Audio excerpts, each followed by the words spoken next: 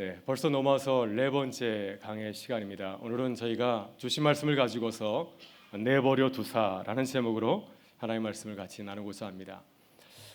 지난 그 한 달 동안 4월 한 달 동안 저희가 새벽마다 에스겔서를 묵상하였습니다. 이번 주는 이제 에스겔서가 끝나게 됩니다. 네, 다들 새벽에 나오셔서 아시죠? 예. 에스겔서가 48장까지 있는데요. 그 긴 장을 저희가 다 묵상을 하고 이제 이번 주말이면은 대단원의 막을 내리게 됩니다. 에스겔서는 하나님의 그 사랑을 노래하고 있습니다. 이스라엘을 향한 그 사랑, 이스라엘 당신의 신부 삼아 주시고 또 당신의 그 백성 삼아 주신 하나님의 그 은혜와 사랑을 노래하고 있습니다. 그러나 이스라엘 백성들이 하나님의 신부로서 하나님의 백성답게 살지를 못하였습니다. 늘 하나님 마음을 아프게 하였습니다. 신부의 자격이 없는 것 같아요.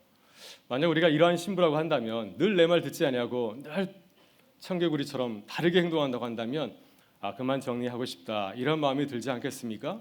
그러나 신랑 되신 하나님께서는 그리하지 않으십니다. 자신의 그 신부인 이스라엘 백성들이 잘못을 저지르면은 또 선지자를 보내서 또 타이려고 말이죠.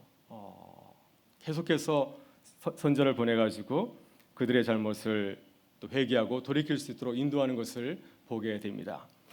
그래도 말을 듣지 않자 이 강대국의 회초리를 들었습니다. 그래서 그들을 잠시 바벨론에 가서 포로 생활을 하게 하였습니다.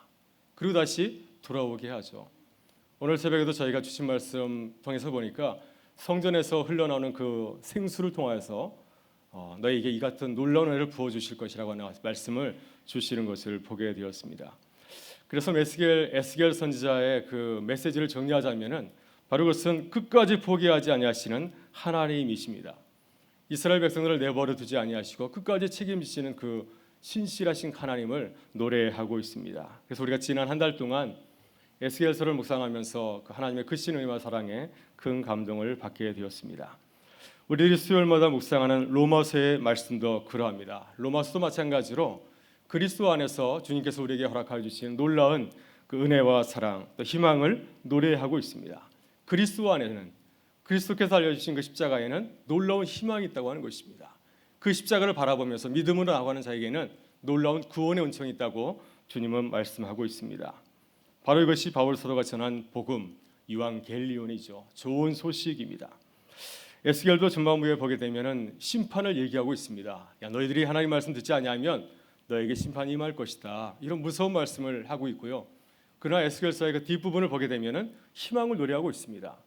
너희들이 비록 넘어져서 바벨론에 가서 포로 생활까지 하게 되었지만은 내가 너희를 끝까지 포기하지 아니하시고 내가 너희를 다시 이스라엘로 돌아오게 해서 다시금 세상이 부러워하는 언약 공동체로 만들어 주겠다 하는 것이 희망의 메시지입니다. 여러분 로마서도 마찬가지입니다. 로마서도 이제 로마서 3장 10절에 가게 되면은 3장 20절인가요? 가게 되면은 예수 그리스도 안에 나타난 놀라운 하나님의 의를 이야기하고 있습니다.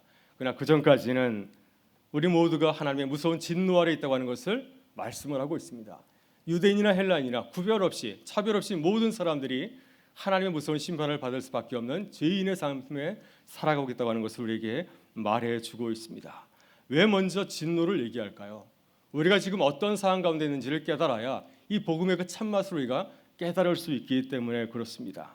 그래서 오늘 이 시간 우리가 주신 말씀을 통해서 우리가 지금 어떤 상황 가운데 있는가, 우리가 저지르고 있는 그 죄가 얼마나 무서운가 하는 것을 깨달아서 그리스도의 복음이 우리에게 얼마나 소중한지를 깨닫는 시간 되실 수 있기를 주의 이름으로 축원합니다. 오늘 사도 바울은 하나님의 진노의 결과에 대해서 말씀을 하고 있습니다. 지난 시간 나눈 말씀을 잠시 정리하겠습니다. 왜 하나님께서 진노하시죠? 하나님께서 진노하시는 이유가 무엇입니까? 로마서 1장 18절에 보게 되면 이렇게 증거하고 있습니다. 하나님의 진노가 불의로 진리를 막는 사람들의 모든 경건하지 않음과 불의에 대하여 하늘로부터 나타나느니.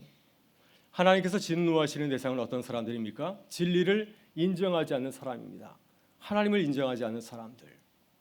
우리가 피조물이라고 한다면 나를 만드신 이를 우리가 인정하고 그분을 예비하며 그 등께 모든 영광을 돌려야 되는데 이 사실을 알면서도 하나님 앞에 감사함으로 나가지 못한 사람들, 그들을 향하여서 하나님이 진노하신다고 말씀을 하고 있습니다. 진리를 인정하지 않는 사람들의 큰 잘못을 두 가지로 지적하고 있는데 하나는 경건하지 않은 것입니다. 이것은 하나님과의 관계에서 불편한 우리의 모습이죠. 하나님을 인정하지 아니하고 하나님을 예배하지 않는 모습, 하나님을 찬양하지 않는 모습을 불경건한 모습이라고 말하고 있습니다. 또 하나는 불의입니다. 이것은 우리들이 다른 사람들에 대해서 짓는 죄라고 할 수가 있습니다. 여러분, 우리가 10계명을 보게 되면 1계명부터 5계명까지는 하나님과 관계에서의 계명을 얘기하고 있고, 또 6계명부터 10계명까지는 사람들 사이에서 우리가 마땅히 지켜야 될 그런 도리를 얘기하고 있습니다. 그런데 우리들이 마땅히 우리 이웃에 대해서 보여줘야 될 옳은 모습을 보여주지 않는 것, 바로 그것도 하나님의 진노를 불러일으킨다고 주님은 말씀을 하고 있습니다. 본문을 묵상하다가 얼마 전 이세돌과 바둑대기를 벌였던 인공지능 알파고가 떠올랐습니다. 많은 사람들이 인공지능 알파고에 대해서 아주 불편하게 생각하고 있습니다. 오늘 아침 조간신문에도 보니까 앞으로 30년 내에 인공지능이 우리 모든 사람들의 직업을 대체할 것이라고 하는 기사가 실렸습니다. 우리들이 알파고 같은 그러한 인공지능에 대해서 불편한 이유가 무엇입니까? 왜 그들을 불편하게 생각하죠? 인공지능, 이런 기술이 발달되면 우리의 삶을 더욱더 편하게 할 것 같은데 왜 많은 사람들이 인공지능의 그러한 등장에 대해서 불편하게 생각하고 있습니까? 그것은 인공지능이 앞으로 우리가 원하는 대로 그렇게 생각하고 행동할 것인가에 대해서 많은 사람들이 회의적이기 때문에 그런 거죠. 그 똑똑한 그 머리의 그 지능이, 그 컴퓨터가 우리가 원하는 대로 할 것인가, 거기에 대해서 그렇지 않을지 모르겠다 생각하는 것이 아니겠습니까? 많은 사람들이 알파와 같은 인공지능에 대해서 또 하나의 질문을 던집니다. 만약 이 인공지능이 인간에 대해서 반항적이고 공격적인 태도를 취한다고 한다면 우리는 어떻게 해야 될 것인가? 어떻게 해야 되겠습니까? 가만 내버려둬야 될까요? 아니면 폐기 처분해야 되겠습니까? 우리들이 인공지능 알파고를 바라보면서 고민하고 염려하는 것처럼 아마 하나님께서도 당신이 만드신 피조물에 대해서 비슷한 생각을 하지 않으셨을까요? 만약 아담과 하와가 하나님의 계명을 잘 따른다고 한다면 그것이 얼마나 하나님께 큰 기쁨이 되겠습니까? 그러나 첫사람 아담과 하와가 하나님의 말씀을 따르지 아니하고 사탄의 말에 더 귀를 기울이고 또 스스로 하나님이 되려고 선악과를 따먹는다고 한다면 이것이 하나님께서 보시기에 얼마나 큰 불편함이 되겠습니까? 또 그들을 바라보면서 얼마나 하나님께서 진노하시겠습니까? 하나님의 입장에서 볼 때 어떻게 그들을 처분하는 것이 바른 해결책이겠습니까? 오늘 본문에 보게 되면 하나님께서 선택하신 그 심판은 그냥 내버려 두는 것입니다. 곧바로 징계하지 아니하고 그것을 그대로 내버려 두게 하는 것, 바로 이것이 하나님께서 선택한 심판이라고 말씀을 하고 있습니다. 오늘 본문을 보게 되면 내버려 두사라고 하는 단어가 3번에 걸쳐서 등장을 하고 있습니다. 한번 같이 보실까요? 먼저 24절을 함께 보도록 하겠습니다. 같이 읽어보겠습니다. 그러므로 하나님께서 그들을 마음의 정욕대로 더러움에 내버려 두사 그들의 몸을 서로 욕되게 하게 하셨으니, 이것이 첫 번째 등장하는 내버려 두사이죠. 그냥 내버려 두다. 두 번째는 26절에 나오고 있습니다. 26절에도 보게 되면은 내버려 두셨으니 하는 말이 다시 반복되는데 같이 한번 읽어보도록 하겠습니다. 이 때문에 하나님께서 그들을 부끄러운 욕심에 내버려 두셨으니 곧 그들의 여자들도 순리대로 쓸 것을 바꾸어 영리로 쓰며. 두 번째 내버려 두셨을 때 일어나는 그 진노의 결과에 대해서 이렇게 말씀하고 있고요. 또 마지막으로 28절에 등장을 하고 있습니다. 같이 한번 28절 말씀을 읽어보겠습니다. 또한 그들이 마음에 하나님 두기를 싫어하며 하나님께서 그들을 그 상실한 마음대로 내버려 두사 합당하지 못한 일을 하게 하셨으니. 우리들이 살아가면서 상대방이 우리에게 실망하는 모습을 보여줬을 때 우리는 어떠한 태도를 취하게 됩니까? 우리가 자녀에게 정말 정성을 다해서 키웠는데 자녀가 끝까지 부모의 말을 듣지 아니하고 계속해서 반항하면서 부모를 공격하고 또 심지어 부모를 구타한다고 한다면 그 부모가 자녀를 어떻게 하겠습니까? 결국에는 그 자녀를 그냥 포기하지 않겠습니까? 사람들이 자신을 실망시키는 사람에 대해서 가지는 가장 마지막 태도는 내버려 두는 것이죠. 포기하고 돌아서는 것이라고 할 수 있습니다. 이거 젊은 사람들을 디스한다고 하지 않습니까? 인격체로 인정하지 않는 거죠. 저 사람은 내가 상종할 대상이 되지 못하는구나. 이제는 포기하자. 얼굴도 보지 하지 않은 것. 전화가 오더라도 전화를 받으려고 하지 않는 사람이 혹시 있지는 않습니까? 우리에게 큰 실망을 가져다 주는 사람이 있을 때 우리는 그 사람과 반응하려고 하지를 않죠. 얼굴도 보려고 하지 않는 것을 보게 됩니다. 제가 아는 장로님은 육군 대령 출신입니다. 아주 반듯하신 분이십니다. 이분은 굉장히 엄격하신 분인데요. 다른 사람과의 관계에서 굉장히 중요하게 생각하는 것이 시간 약속이라고 하였습니다. 이분이 현역에 있을 적에 약속 시간을 정하고 30분까지 기다렸다가 30분을 기다려도 오지 아니하면 그 다음부터는 그 사람을 사람으로 인정하지 않는답니다. 그런 3가지 그 예를 얘기해 줬습니다. 한 번은 이제 시내 다방에서 만나기로 했는데 30분이 지났는데 오지 않는 겁니다. 그러니 그 속이 얼마나 부글부글 하겠습니까? 이 사람 상종하지 못할 사람이구나 이렇게 생각하고 있다가 31분에 나타나는데 그분이 일어나서 곧바로 출입구를 향해서 나가면서 그분을 돌아보지도 않냐고 그냥 나갔다고 합니다. 그분이 자신을 이렇게 건드리고 말을 걸었을 때 마치 남을 보듯이 쳐다보고 이제 곧바로 출입을 나갔다는 그런 얘기를 하였습니다. 이렇게 자신을 실망시켜주는 사람이 있을 때는 전혀 반응하지 않죠. 근데 이 장로님께서 이제 예수를 믿고 난 다음에 그 사람을 다시 사람으로 인정했다고 하는 아주 우스운 얘기를 해준 적이 있습니다. 혹시 우리 가운데도 그러신 분은 없겠죠? 제가 가끔 늦더라도 저를 불쌍히 여기시면 감사하겠습니다. 예, 우리 하나님께서는 심판하실 때 이 육군 대령처럼 처음부터 그냥 내버려두고 포기하는 것은 결코 아니죠. 하나님께서는 우리에게 계속해서 기회를 주십니다. 계속해서 기회를 주시죠. 탕자가 돌아올 때까지 탕자의 아버지가 기회를 주었던 것처럼 계속해서 우리에게 기회를 주시는 것을 보게 됩니다. 여러분, 그럼 우리가 기억할 것은 뭐냐면 그 기회는 영원한 것이 아니라고 하는 거죠. 영원히 기다려주는 것이 아니라 그 기회는 언젠간 끝이 있다고 하는 것입니다. 노아의 홍수도 어느 날 갑자기 들이닥친 것이 아니었습니다. 하나님께서는 노아를 통해서 사람들에게 앞으로 홍수가 임할 것이라는 사실을 알려주었습니다. 또 노아는 120년에 걸려서 노아의 그 방주를 지으면서 많은 사람들에게 장차 이 땅 가운데 엄청난 심판이 있을 것이라는 사실을 알려주었습니다. 충분한 기회를 주었습니다. 그럼에도 불구하고 그들이 회개하지 않을 때 하나님의 진노가 그들 가운데 임한 것이었습니다. 여러분, 그래서 우리는 기회가 있을 때 주님을 잘 믿어야 됩니다. 우리가 건강할 때, 여유가 있을 때, 주님을 잘 섬길 수 있을 때 주님을 섬기는 것, 바로 그것이 우리에게 큰 은혜인 줄 믿습니다. 여러분, 우리 자녀도 마찬가지입니다. 우리 자녀들이 열심히 공부하다 보면은 교회를 등한히 할 때가 있습니다. 물론 그것도 중요한 일이죠. 그러나 우리들이 부모된 자로서 우리 자녀들이 너무 멀리 가지 않도록 기도하고 또 그들을 이끄는 것도 우리의 몫이 아닌가 생각합니다. 여러분, 그렇다고 한다면 주님께서 우리의 불경건과 불의를 내버려 두실 때 어떤 일이 우리 가운데 벌어지겠습니까? 오늘 사도 바울은 3가지 심판의 결과를 우리에게 말씀을 하고 있습니다. 첫 번째는 우리들이 주님이 우리를 내버려 두실 때 우리는 헛된 우상을 섬기면서 살아가게 됩니다. 본문 24절부터 25절의 말씀을 다시 한번 읽어보도록 하겠습니다. 같이 한번 읽겠습니다.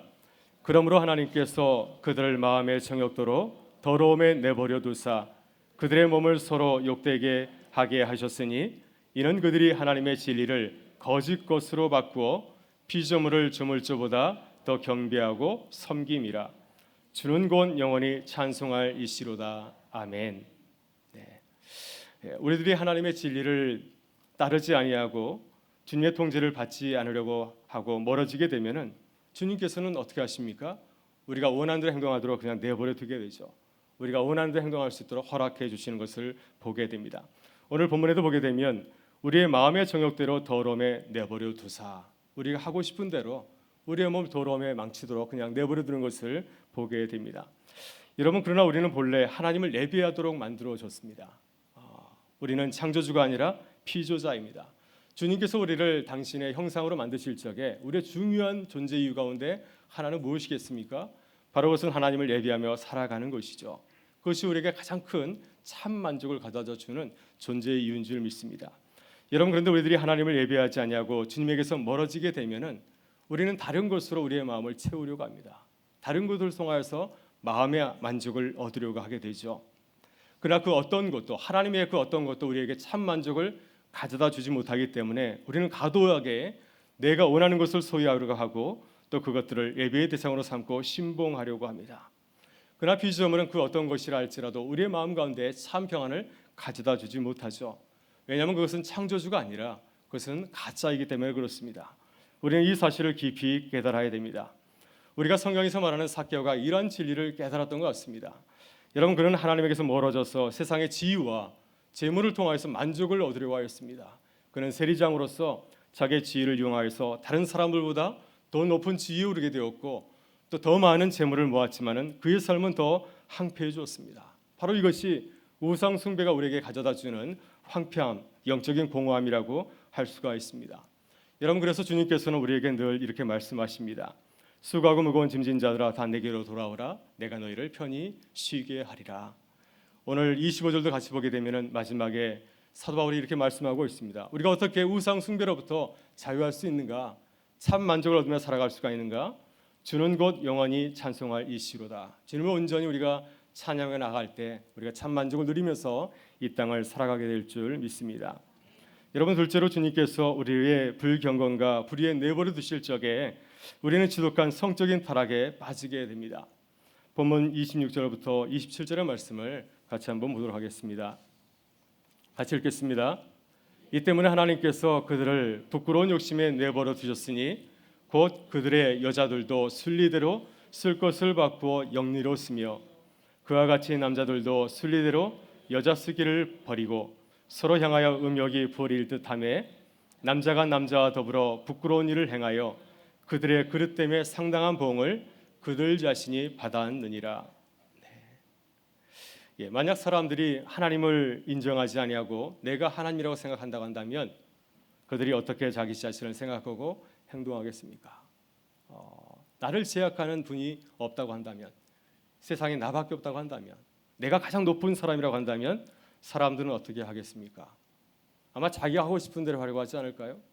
혹시 우리도 혼자 있을 적에 내가 하고 싶은 대로 하지 않습니까? 아마 무엇보다도 그들은 부끄러운 욕정에 자신의 몸을 내맡기는 것을 아무렇지도 않게 생각할 것입니다. 하나님께서 우리에게 주신 성은 하나님께서 우리에게 주신 아주 소중한 선물입니다. 이 선물을 통하여서 부부가 연합되고 가정이 세워지고 또 가족이 세워지고 또 가족과 나라가 이루어지는 것을 보게 됩니다. 만약 이 중요한 성의 질서가 무너진다고 한다면 어떤 결과가 초래되올까요? 만약 사람들이 이것을 무시하고 살아간다고 한다면 이 세상이 어떻게 되겠습니까? 아마 이 세상은 정말 아노미와 같은 무질서가 이곳저곳에 일어나게 될 것입니다. 여러분, 하나님께서는 성을 아주 질서 있게 만드셨고 또 거룩하게 구별하셨습니다. 하나님은 남자와 여자를 만드시고 두 사람을 통하여서 두 사람이 연합하여 한 가정을 이루는 것을 기뻐하셨습니다. 그러나 동성 간에 연합하는 것, 남자와 남자가 연합하는 것, 또 여자와 여자가 연합하는 것을 엄하게 금지하였습니다. 여러분, 그런데 이렇게 성을 아름답게 만드신 하나님을 인정하지 아니하는 사람들은 동성애를 아주 자연스럽게 당연하게 생각합니다. 제가 예전에 동성애자가 쓴 글을 읽고 굉장히 놀란 적이 있습니다. 놀랍게도 동성애자들은 오늘 우리가 함께 읽었던 이 로마서 1장 26절, 27절을 동성애를 반대하는 본문으로 읽는 것이 아니라 오히려 이 본문이 동성애를 지지하는 본문이라고 생각하고 있습니다. 다시 말해서 이 본문은 동성애자를 반대하는 것이 아니라 어떤 사람들을 반대하고 있냐면은 자신의 성 정체성을 거스르며 행동하는 사람들, 또 난잡한 동성애 생활을 하는 사람들을 말하는 것이지 정상적으로 교회에 살고 있는 동성애자 부부를 반대하는 본문은 아니라고 하는 것입니다. 그들이 이 본문을 이렇게 바라보고 있습니다. 더욱 놀라운 사실은 동성애자들은 성의 정체성에서 아주 놀라운 생각을 하고 있습니다. 아주 무서운 주장을 하고 있는 것을 보게 됩니다. 그들은 하나님께서 만드신 창조 질서에 대해서 이런 주장을 펼치고 있습니다. 내가 남성이냐 여성이냐 하는 그 문제는 하나님께서 우리에게 주신 것이 아니라고 하는 겁니다.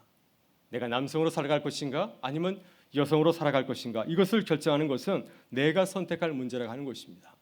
이것은 하나님께서 우리를 간섭할 문제가 아니라고 저들은 생각하고 있습니다. 이것은 인간이 결정할 문제이지 하나님이 간섭할 문제가 아니라고 동성애자들은 생각하고 있습니다. 여러분, 이것이 아주 진보적인 동성애자들의 그런 주장입니다. 따라서 그들은 성경의 진리를 반대하죠. 성경의 진리대로 하나님께서 내게 주신 남성으로 살아가는 것, 또 여성으로 살아가는 것, 또 결혼을 이루며 살아가는 것을 굉장히 바보스러운 것처럼 저들은 생각하고 있습니다. 그래서 우리가 동성애자를 바라보면서 그들을 참 불쌍하게 여기는 것도 굉장히 중요하지만 그들이 얼마나 무서운 생각을 하고 있는 것을 우리가 알면서 그들을 경계해야 되는 태도를 갖춰야 될 줄 믿습니다. 여러분, 지금 우리 사회는 점점 동성애에 많이 노출되고 있습니다. 아마 우리 자녀들도 이런 동성애에 더 많이 노출되고 어쩌면 지금도 피해를 겪고 있는 우리 자녀들이 있을지도 모릅니다. 제가 미국에서 공부할 적에 그 한인 부모님들이 이런 얘기를 한 적이 있습니다. 미국에 살고 있는 한인 부모님들은 자녀가 이제 결혼할 때가 되면 이런 걱정을 합니다. 내 자녀가 자라서 이제 결혼 대상자, 배우자를 데려올 터인데 혹시 외국 사람을 데려오면 어떻게 하나? 사이가 외국 사람이면 대화도 마음대로 하지 못하고 얼마나 불편하겠습니까? 남이잖아요, 그죠? 평생 남입니다. 그래서 내 자녀가 한국 사람 데려오면 참 좋겠다 이런 생각하는데 많은 경우에 외국인을 데려오는 경우가 참 많이 있습니다. 또 그들이 이런 얘기를 합니다. 아 좋다, 백인을 데려오면 참 좋겠다. 또 아니면 동양계를 데려오면 참 좋겠다. 그런데 아프리칸 아메리칸, 흑인을 데려오면 참 곤란하지 않을까 이런 생각을 하게 됩니다. 왜냐하면 아직까지도 우리 한국 사회가 흑인에 대해서 곱지 않은 시선을 보내고 있기 때문에 우리 자녀가 흑인과는 결혼하지 않으면 좋겠다는 그러한 얘기를 할 때가 참 많이 있었습니다. 여러분 그런데 시간이 지나면 아마도 미국에 있는 많은 한인 가정에서는 이런 고민을 하게 될지 모르겠습니다. 혹시 내 자녀가 동성을 데려와서 결혼하겠다고 하면 어떻게 하나? 이런 문제가 벌어질지 모르겠습니다. 지금도 우리 가운데서 이런 얘기를 들었을 때 설마 그런 일이 벌어질까 생각할지 모르지만은 앞으로 어쩌면 10년, 20년이 지난 뒤에 이러한 얘기들이 우리 가운데서 들릴지도 모르겠습니다. 여러분 그렇기 때문에 우리들이 자녀들을 신앙적으로 바르게 가르쳐야 될 지금이 우리에게 있는 줄 믿습니다. 오늘 주님께서는 성적 타락이 가져올 결과에 대해서 이렇게 경고하고 있습니다. 27절 하반절을 보게 되면은 그들의 그릇 때문에 상당한 보응을 그들 자신이 받아안느니라. 여러분 로마 제국의 역사를 보게 되면은 문화가 많이 발달됐을 때 많은 지식인들, 특별히 로마 황제들이 대부분이 동성애자들이었습니다. 당시 로마 제국에서 최고의 자유를 누리는 사람들의 모습은 바로 동성애를 즐기는 것이라고 생각하였습니다. 그 결과로 인해서 로마 사회는 가장 무서운 병에 시달렸는데 성병에 시달렸다고 하는 기록들이 나오고 있습니다. 여러분 우리 시대도 마찬가지입니다. 에이즈와 같은 무서운 성적인 병들이 우리의 사회의 아름다운 모습들을 이렇게 위협을 하고 있습니다. 우리들이 동성애와 같은 성적인 타락을 주의하고 늘 깨어서 기도해야 되는 것은 바로 이것이 우리의 사회를 병들게 하는 이 시대의 잘못된 가치관이기 때문에 그렇습니다. 이 동성애는 하나님의 창조 질서를 거부하고 우리 가정과 교회와 사회를 무너뜨리는 사단의 그런 괴계입니다. 또한 이것은 하나님의 질서를 무시하는 자들에게 주신 하나님의 무서운 진노의 그 결과입니다. 따라서 우리는 그리스도의 그 신부인 교회를 아름답게 잘 지키고 또 우리 사회가 세상의 그가지 거리침으로 인해서 병들지 않도록 기도하는 사명들이 우리에게 있는 줄 믿습니다. 여러분 마지막으로 주님께서 우리를 내버려 주신다고 한다면 우리는 아무렇지도 않게 부도덕한 삶에 빠지게 될 것입니다. 본문 28절부터 32절의 말씀을 같이 한번 읽도록 하겠습니다. 또한 그들이 마음에 하나님 두기를 싫어하며 하나님께서 그들을 그 상실한 마음대로 내버려 두사 합당하지 못한 일을 하게 하셨으니 곧 모든 불의, 수악, 탐욕, 악의가 가득한 자요 시기, 살인, 분쟁, 시기, 악독이 가득한 자요 수군수군하는 자요 비방하는 자요 하나님께서 미워하시는 자요 능욕하는 자요 교만한 자요 자랑하는 자요 악을 도모하는 자요 부모를 거역하는 자요 우매한 자요 배약하는 자요 무정한 자요 무자비한 자라. 그들이 이 같은 일을 행하는 자는 사형에 해당한다고 하나님께서 정하심을 알고도 자기들만 행할 뿐 아니라 또한 그런 일을 행하는 자들을 옳다 하느니라. 아멘. 네, 여기 보게 되면 하나님께서 진노하시는 불의한 모습들이 많이 소개되어 있습니다. 사람과 사람 사이에서 많은 사람들이 저지르는 그런 죄악들이 이렇게 소개되어 있습니다. 왜 이런 불의한 모습들이 나타나게 될까요? 28절을 보게 되면은 우리들이 마음에 하나님 두기를 싫어하기 때문에 상실한 마음, 즉 타락한 마음을 가지고 살아가기 때문에 이러한 불의한 모습들이 우리 가운데 나타난다고 말씀을 하고 있습니다. 사도 바울은 여기에서 21가지의 여러 가지 불의한 모습들을 열거하고 있습니다. 우리들이 하나님께서 내버려둠을 당하였을 때, 하나님으로부터 멀어지게 되었을 때 이와 같은 악을 행하면서 살아가게 된다고 하는 것이죠. 아마도 바울은 우리의 그 삶의 전 영역에서 일어나는 모든 죄악을 다 열거하고 있는 것이 아닌가 생각합니다. 그래서 아마도 이것은 우리가 지을 수 있는 모든 죄를 다 열거하는 것이라고 볼 수가 있습니다. 여러분 이것이 무엇을 의미할까요? 이것은 우리들이 죄 가운데 살아가고 있다고 하는 것을 잘 말해주고 있습니다. 우리의 생각만 죄로 물든 것이 아니라 우리의 삶의 여러 가지 자리에서 우리의 가정과 일터와 모든 곳에서 이와 같은 일들이 우리가 생각하는 그런 제약들이 실제로 우리의 삶 가운데 이루어지고 있다고 하는 것입니다. 이것은 기독교의 중요한 교리인 전적 타락, 사람은 철저하게 타락되어서 하나님 앞에서 구원에 이를 수 없는 죄인이라는 모습을 잘 보여주고 있습니다. 32절에 보게 되면 바울은 불의를 저지르는 사람들의 심각성을 이렇게 고발하고 있습니다. 그들이 이 같은 일을 행하는 자는 사형해야 한다고 하나님께서 정하심을 알고도 자기들만 행할 뿐 아니라 또한 그런 일을 행하는 자들을 옳다 하느니라. 여러분, 이것이 하나님께서 우리를 내버려 두셨을 때 바로 우리들이 이러한 모습을 가지게 된다고 하는 것이죠. 잘못을 바라보면서도 그것을 아무렇지 않게 생각하고 그것을 아무렇지도 않게 행하는 그 모습이 바로 이 죄 가운데서 버려진 사람들의 모습이라고 이렇게 지적을 하고 있습니다. 그래서 사람들은 자신들의 죄를 보면서 뉘우치지 아니하고 회개하지 않습니다. 또 자신이 무서운 죄를 범하였으면서도 회개하려고 하는 것이 아니라 오히려 그것을 두둔하고 변호하고 하는 모습을 보게 되죠. 바로 이것이 죄 가운데 버려진 사람들의 모습이라고 사도 바울이 이렇게 지적을 하고 있습니다. 오늘 하나님께서는 우리들을 내버려 두셨을 때 우리가 겪을 세 가지 진노의 결과를 이렇게 말씀을 하고 있습니다. 오늘 우리들이 무엇을 주님께 감사하며 찬양해야 할 수 있겠습니까? 우리들이 그리스도 예수 안에 있지 않다고 한다면 우리도 이와 같이 죄 가운데 살아가지 않겠습니까?